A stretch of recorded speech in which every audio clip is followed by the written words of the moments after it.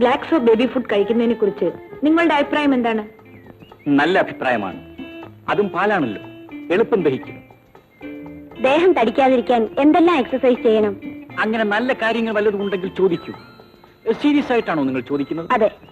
ശരി, എന്നാൽ ഞാൻ 3-4 എക്സർസൈസുകൾ നിങ്ങൾക്ക് പറഞ്ഞു തരാം. കാലത്തും വൈകുന്നേരവും അരമണിക്കൂർ വീതം അത് ചെയ്യും. വളരെ നല്ലതാണ്. ഇങ്ങനെ നേരെ നിൽക്കുക.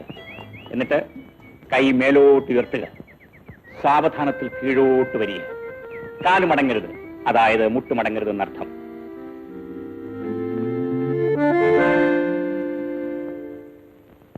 ആ ലല്ലി ഒന്ന് കാണണമല്ലോ. ലല്ലി മിസ്റ്റർ രാജനുമായി സംസാരിച്ചുകൊണ്ടിരിക്കുകയാണ്. ഏത് രാജനുമായി? മിസ്റ്റർ രവിയുടെ സ്നേഹിതൻ. രാജനുമായി ലല്ലി എന്തിനാ സംസാരിക്കുന്നു? ആ, വല്ല ആവശ്യം കാണും.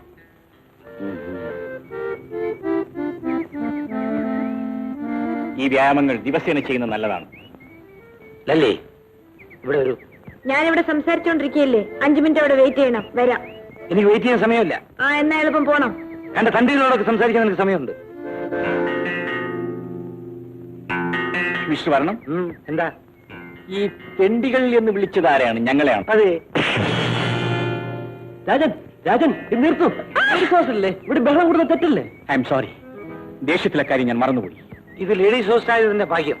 അല്ലെങ്കിൽ നിന്നെ ഞാൻ കണ്ടോളാം. എവിടെ വേണമെങ്കിലും വെച്ച് കാണാമല്ലോ. എവിടെയാണെന്ന് അറിയിച്ചാൽ ഞാൻ അവിടെ വന്ന് കണ്ടോളാം. ഇതാ എന്റെ അഡ്രസ്.